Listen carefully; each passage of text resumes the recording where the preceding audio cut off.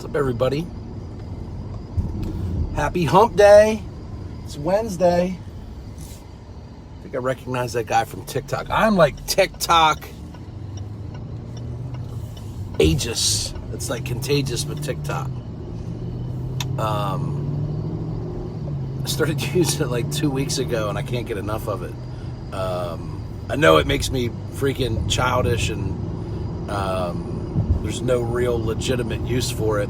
Although some people I talk to use it a lot for awareness and specifically people that are in real estate. I've seen some mortgage lenders as well that use it and put out a handful of videos a day, and they get a lot of awareness. So anyway, I've been all over TikTok lately. I'm having fun with it. It's kind of cool. I posted the other day, and at that time I had like 68,000 views on a really boring video I did when I was out golfing, and it's up to 170,000 views right now. It's crazy. My son thinks I'm like, although he won't admit it, he's just in awe that a 44-year-old boring dad could get 170-some thousand views. But anyway, I wanted to talk about something that we've taken a real leap in this direction with dealing with our customers. One of the things we didn't always do or haven't done was to survey our customers after a transaction, whether it was someone that we sold a home to and they're an investor buying a wholesale property, or if we bought a property from someone, or we did a deal with another real estate agent. And about a month ago, we started surveying. Sorry about that. It goes back to what I posted in the comments about feedback. A lot of times we, I think wrongfully, look at feedback as criticism or hate, or someone just flat out being, mean or inconsiderate. And while certainly that happens, there are folks out there that, just criticize everything and everybody, and it's going to happen. But even inside of a lot of that hate, typically there's some truth to it. Or like my dad would say, where there's smoke, there's fire. So the big thing I would like to for me personally and as a company to get better with feedback are the things that I had posted in the comments. So be smart enough to ask for it, right? So a lot of times, the bad thing or the tough thing about feedback is we don't get it. We don't get it often enough without asking for it. Dylan, what's up? Carrie Hogan, good to see you. Pat McGlynn, what's up, my man? Anyway, we don't just naturally get feedback from people unless it's extremely negative. The people that are unhappy with an experience are far more likely to complain or give feedback than someone that was, pleasantly surprised or had a decent experience. So you have to be smart enough to ask for feedback. And this comes from, your spouse, your family members, the people you work with. Be smart enough to say, hey, am I doing the best that I can do? Is there anything I could do differently, that would make things run smoother? Is there anything that I can do to make your life easier or your job easier? So be smart enough to ask for it. And I say smart because I think you have to be smart. You have to understand how useful feedback can be when you talk about improving and constantly pursuing a level of excellence, which is a big thing for our company. We constantly want to pursue excellence. And you don't know, when you're in a service-based business, you're on one end of the transaction. You don't know, really, unless you ask, how your clients feel about the transaction and the process from beginning to end. So be smart enough to ask for feedback. Exactly right. Carrie Wilburn says you can't fix it if you don't know it's broken. Be humble enough to receive it. So some people are smart. They ask for feedback. And when they get the feedback, they combat it. They argue. They want to try and convince the customer or their spouse or whatever, that they're wrong. Like their perception of what happened, their opinion of what happened, their feedback generally is wrong. And while it may be, misguided, while it may be a misunderstanding, at the end of the day, you have to remember that perception is reality. It's an old saying, but it still remains true. And again, I'll go back to what my dad always says, where there's smoke, there's fire. So even if there was a misunderstanding, find the value in the fact that there was a misunderstanding. There's your feedback. So maybe their description of what happened is not correct, or maybe the feedback that you got was a result of miscommunication, and the actual feedback that you got is not useful. But what should be useful is the fact that there was miscommunication, right? So be humble enough to receive feedback. It may be hurtful. It may put a dent in your pride, but that's where the humble nature of being able to accept it, right? Let it sink in.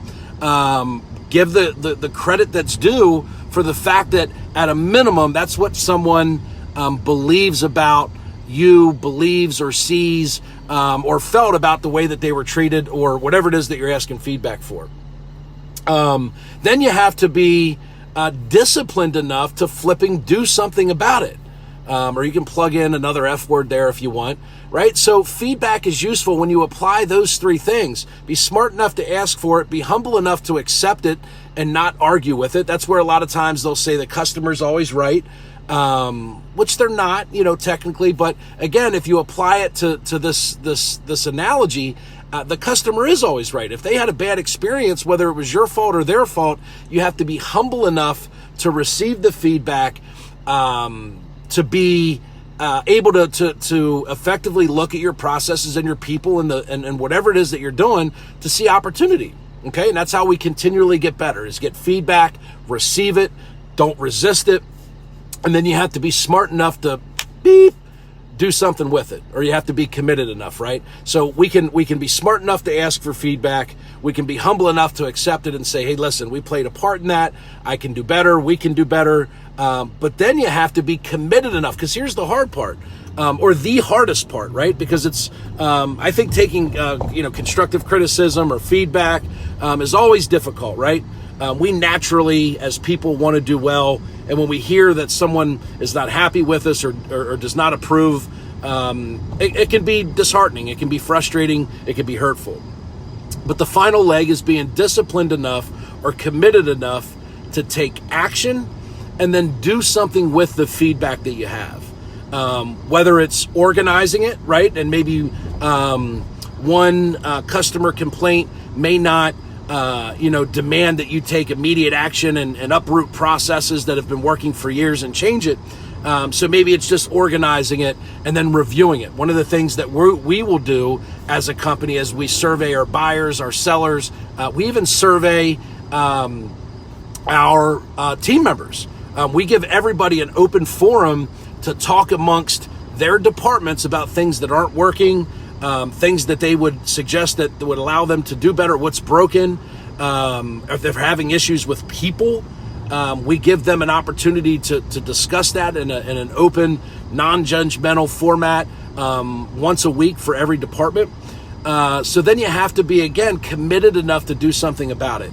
If you get 5, 6, 7, one of the things that happened for us is a lot of our buyers felt pressure at the end of the transaction, because for us as a sales company, we always wanted, in real estate, most people know this, that there's this big push to close at the end of the month. And there's a lot of different reasons for that. Mortgage payments start, typically on 30-day cycles. Once you go to the first of the month, you have different prorations and interest that you would have to pay. Taxes are prorated typically on a monthly basis.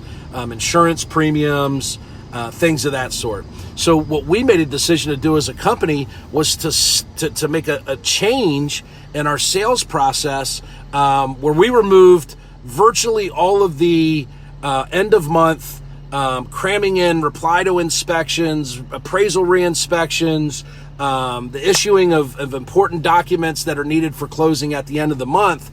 And we won't even start our sales process on our turnkey properties until they're fully renovated, home inspected, and ready for appraisal. So what does that mean? It means most of the legwork is done in the beginning of our process now. That takes a lot of the pressure and what we call like the emergency feeling, or this rushing around sort of fire alarm mentality that goes on at the end of the month with our clients. And ultimately, it'll cost us about 45 to 60 days of sales that'll get pushed further out. So we didn't lose the revenue, we just deferred it 45 or 60 days out. So it was a tough decision to make, but we made it in the best interest of our team members. So the end of the month is not so packed with anxiety and pressure for them, more so than it already is. It's just the nature of the business. And then we want to provide a more pleasurable experience for our buyers that are buying properties from us, specifically our turnkey rentals. Most of the people that buy from us are across the country, so we're operating across different time zones, which creates a whole different set of challenges when it comes to communication. Obviously, when you're doing virtual closings and you're sending documents across the country, there's 2 or 3 day delays there. So that's my take and my spiel on feedback. Be smart enough to ask for it. And again, I think if you really want to improve, you should have a process in place where you ask for feedback. I saw a friend of mine the other day who said, hey, if you're really one of my close friends, you need to call me out on my BS, right? Don't allow me to walk around saying things and doing things that are out of character. I count on my friends to give me feedback and let me know when I'm out of pocket. But as a business, when you're operating with your spouse, if you haven't already created that environment, what you may need to do is be proactive and go out and ask for feedback. Tell people that you want it, encourage it, and give them a place to give you feedback where they're not going to be criticized, they're not going to be judged, and you'll get more feedback. Then once you get that feedback, be humble enough to not argue with the people that are giving you the feedback. Just absorb it and accept it. Then the last thing you got to do to continually pursue excellence is to be smart enough to take that feedback, be committed enough to actually do something about it, right?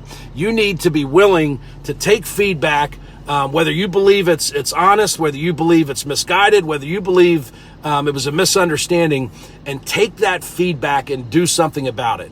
Change the way that you interact with people, change your processes, change the way that you say certain things, whatever the case might be. Be smart enough to ask for feedback, be humble enough to accept it, and be committed and disciplined enough to flip and do something about it. I'm in the car wash, so I'm going to hop off of here. Hope everybody has a great day. See ya.